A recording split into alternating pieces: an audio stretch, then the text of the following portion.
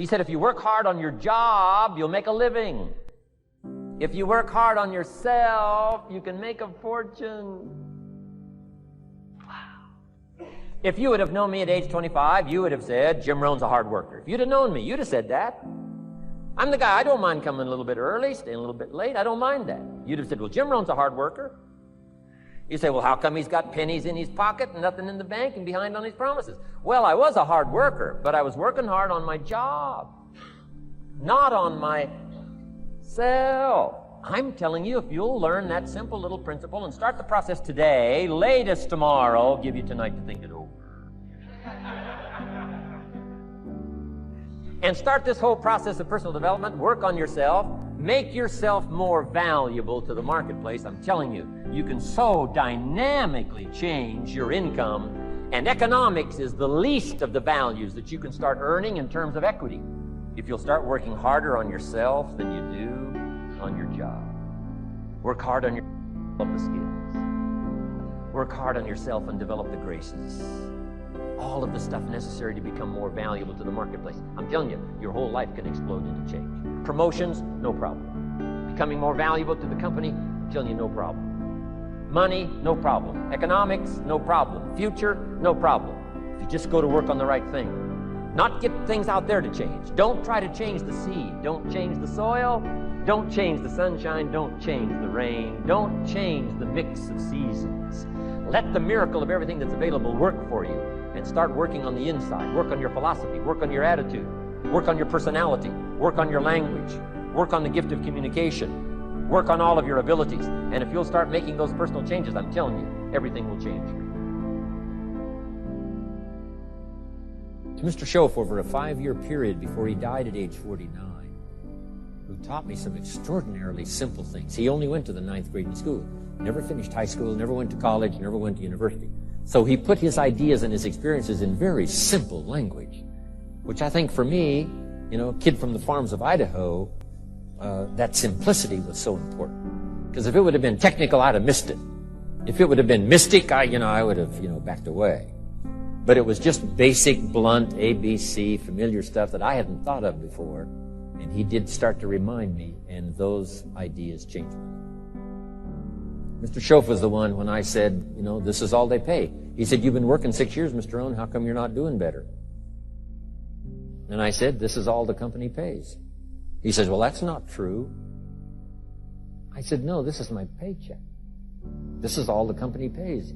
He said, no, this is all the company pays you. I thought, that's a new way to look at it, right? He said, doesn't the company pay 2, 3, 4, 5 times this amount to other people? I said, well, yes. He said, well, then this is not all the company pays. It's all they pay you. And if you qualified, wouldn't your income grow 2, 3, 4, 5 times? I said, I suppose. So he said, we don't have to work on the company. We have to work on you. See, that was the beginning of what he called the phrase personal development. I told him things cost too much. He said, no, you can't afford them. I thought, well, that's a new concept. I hadn't thought about that. We put some of the valuable things on the high shelf, so you can't get to them until you qualify. If you want the things on the higher shelf, you've got to stand on the books you read. Every book you read, you get to stand a little higher so you can get the things on the higher shelf. See, I learned those concepts. It was so incredible. And here was the most important one. Success is something you attract by the person you become. See, that phrase changed my life. Success is something you attract by the person you become. Success is not something you pursue. It's like chasing a butterfly. You can't quite catch it. Success is something you attract by becoming an attractive person. See, those were new concepts to me. I'm just working hard trying to make a living.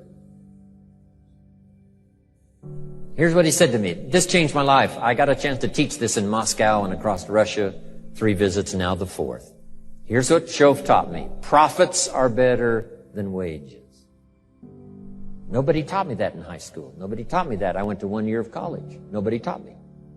Profits are better than wages. Wages make you a living. Profits make you a fortune. And how could you work on both a living and a fortune. He said, well, you could start part-time working on your fortune while you're working full-time on your living. I thought, wow. Now he said it's fun to get up in the morning. Not just getting up, go to work to pay the rent, but to get up to go to work to make a fortune. First, to make a living for my family. Second, to make a fortune. And he taught me how to make both a living and a fortune. Guess what I did? I learned how to make both a living and a fortune. And I found out anybody could do it once they get the information. And at age 25, I started receiving this extraordinary information. Here's what he said: your income is directly related to your philosophy, not to the economy. I thought, no one ever told me. I kept hoping the economy would change. He said, no, your philosophy has to change. I assured him that I had my fingers crossed. He said, that won't help. Then what could I do to change my income and multiply it by 2, by 3, by 5, by 10, and then multiply it by 10 again? What could I do? And he started giving me the disciplines and the process of learning the skills to change my life. This was an extraordinary man. Those were extraordinary times for me. Life-changing in every manner that you can imagine.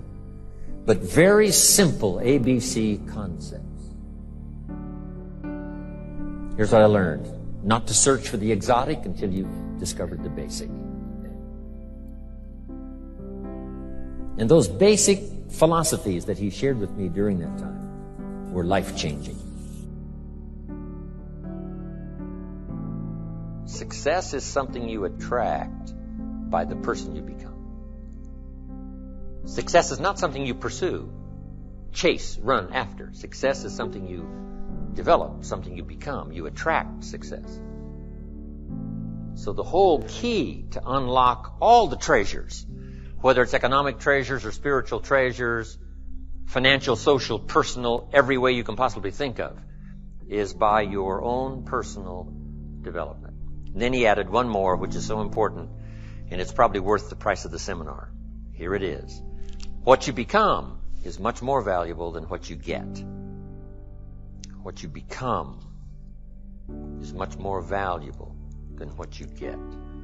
The major question to ask on the job is not what am I getting here. The major question to ask on the job is what am I becoming here. Not what am I getting, what am I becoming. So it's very important what you become. Because what you become attracts. If you become cynical, you attract cynicism. What you become attracts. So this whole subject of personal development was so vitally important to me. It changed my life.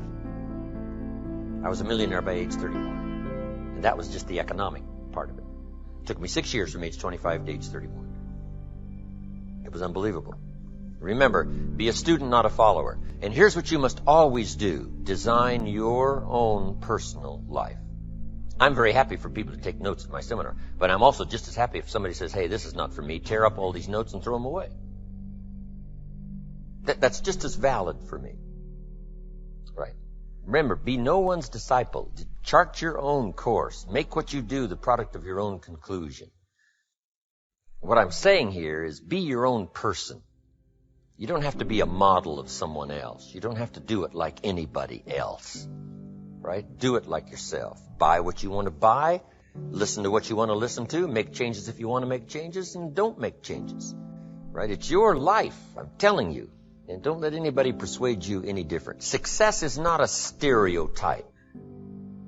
Success is not a Ferrari. Success is not an automobile. It's not a house. It's not a place. It's not money in the bank. It's not $1 million. That's not success. Success is the continual unfolding of the design of your own life and pulling it off. That's what success is. The continual unfolding of the design of your own personal life and pulling it off in whatever degree you wish. That is success. Successful in doing whatever you want to do that makes sense to you, for you, your family, your responsibilities. Or take on responsibilities or refuse responsibilities. That's strictly all up to you. We've been given the power of choice. Every life form except human beings operates by instinct in the genetic code. Now, why not human beings? Because here it is. We've been given the dignity of choice. We're not like a robot. We're not stuck like a tree, using up all the nourishment, nothing left, now you die because you can't change location. Not true. Humans can go north, south, east, west. Humans can change, do anything they want to do. We've been given the dignity. But here's what's interesting about all life form except humans. Every life form except humans strives to the max of its potential. How tall will a tree grow?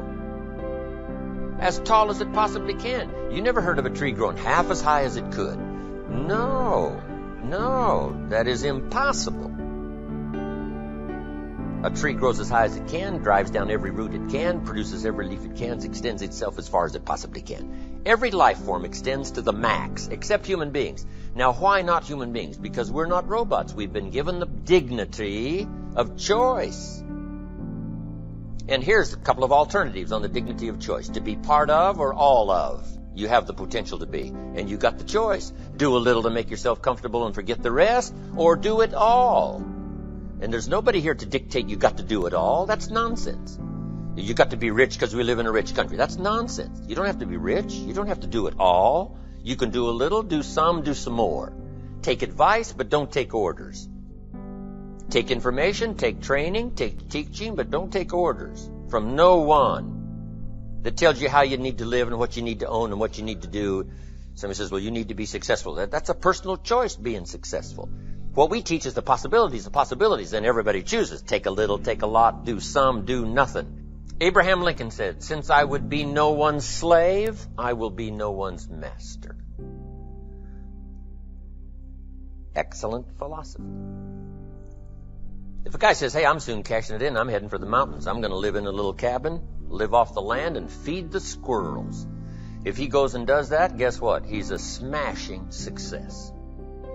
Why? He's doing what he designed to do and went and did it and pulled it off. You can't say, no, that's not successful. That is the epitome of success, is giving a design to your life and go pull it off, making progress in that direction that satisfies you. If it doesn't satisfy you, make alternatives and you change.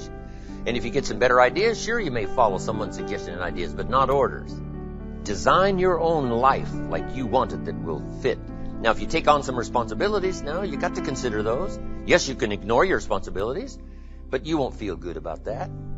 Guess what the old prophet said? Some things that taste good now in the mouth turns bitter later in the belly.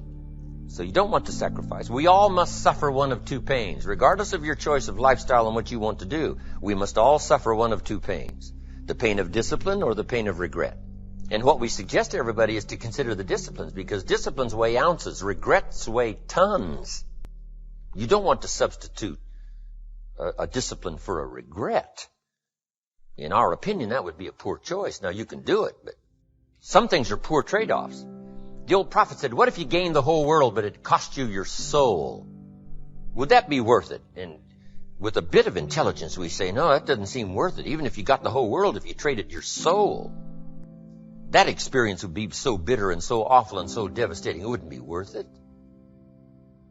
What if you got some gain by greed instead of legitimate ambition? I'm telling you, it might taste good up front, but it's going to turn bitter in the belly. And a bit of that advice saves some people from devastation. Say, well, you're right. I better think twice about that. So we must confront all laws, spiritual laws, agricultural laws, basic laws, fundamental laws. We must confront all of those.